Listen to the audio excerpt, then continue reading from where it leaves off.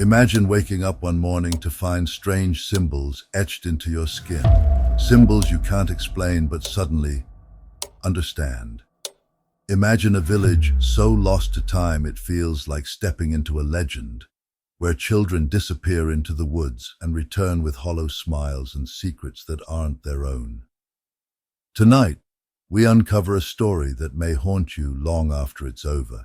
A tale of a forgotten alchemist, a cursed village, and the chilling truth behind the marks on those children. But here's the real question. Will you make it to the end? Or will the curse reach you too? Stay with us, because what you're about to hear might just change how you look at old places and young faces. This is the Alchemist's Children. Let's begin. The village wasn't on any map, but as the investigator arrived, he could feel it.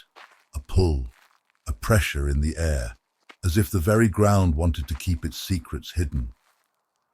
And then, from behind a broken window, a child's voice whispered, "Are you here to join us too?" The village sat on a remote mountainside, a place frozen in time, forgotten by the outside world.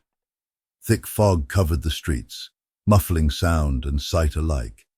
And yet, the investigator could feel eyes watching him from behind cracked windows. Investigator, thinking to himself, strange, I can feel the air itself, pressing down on me. And these people, something's not right. He was there at the request of a frantic mother, one of many parents whose children had gone missing in the night, only to reappear days later, eerily changed. They came back with strange markings, etched onto their skin, symbols that no one seemed able to explain. But there was something worse. The children weren't the same. They no longer smiled, no longer laughed. They'd become hollow, watching their parents with an unsettling calm. While digging through town records, the investigator uncovered something peculiar. An ancient, leather-bound journal, hidden among old tax records in the dusty archives. It was signed by a name he recognized from legend, Hieronymus Voss, a 16th century alchemist notorious for his dark experiments. Investigator reading from the journal. The children, they are the vessels, the clay to be molded. Through symbols and blood, I shall remake them, cleanse them of weakness, shape them in my image. The alchemist's entries were chilling, detailing experiments meant to perfect children by transferring his mind, his knowledge, and perhaps something more sinister into them. The investigator felt a strange chill, as though the words were calling to him, binding him into something larger than himself. The next morning, he noticed them, groups of children with markings on their arms, standing together, their eyes strangely bright, as though they saw something others couldn't. They moved in unison, speaking in quiet, clipped tones, words that didn't match their young faces. Child, speaking in a slow, eerie tone. "Hello, sir. Are you here to be fixed too?"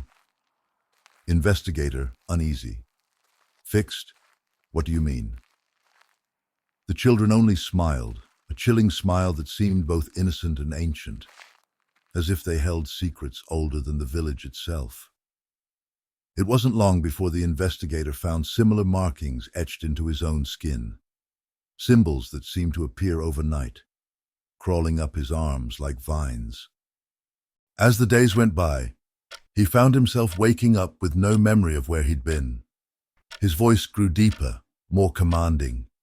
He began to understand the symbols, seeing patterns and formulas in them that shouldn't have made sense but did. People in the village started calling him by another name, Hieronymus. Investigator, in a more detached, eerie voice. My name is Hieronymus." He fought to remember his own name, his own past, but it was slipping away, replaced by visions of ancient experiments, memories of creating life and perfecting it. He was becoming something else, something drawn into the same twisted legacy of the alchemist he was investigating. The investigator discovered the true purpose of his presence. The villagers, descendants of the alchemist's experiments, needed him to lure others. By investigating and trying to uncover the truth, he was becoming a living beacon, a harbinger for those who might attempt to disrupt their work. They'll come looking, won't they? The curious, the brave, and I'll be here, waiting to welcome them. He was no longer a mere investigator. The alchemist's descendants had shaped him, remade him into a tool, a perfect gatekeeper who would lure the curious into the village, leading them into the same trap he'd fallen into. And the children? They were his apprentices now, learning from him, becoming like him, perfectly crafted vessels for an ancient ambition. They whispered, plotted, and watched the village roads, ready for the next soul to wander in. The alchemist's curse didn't end with the investigator. In the month that followed, strange symbols began appearing in other villages, other towns, and the children began whispering to each other in strange languages they'd never spoken before. Those who investigated, the journalists, the curious visitors, each left with marks on their skin and eyes that had seen too much. The village became an epicenter, a hive of otherworldly control. Those touched by the children would return to their own towns, spreading the alchemist's reach, leaving strange symbols drawn on walls, on notebooks, and even on their own arms, claiming they'd been called by something greater. The influence grew, and the alchemist's children multiplied, spreading whispers and warnings across the land. They say knowledge is power, but some knowledge, some legacies, are better left untouched. In the end, our investigator found himself not solving a case, but becoming a part of it, part of a plan centuries in the making, engineered by a madman who sought immortality through the innocent.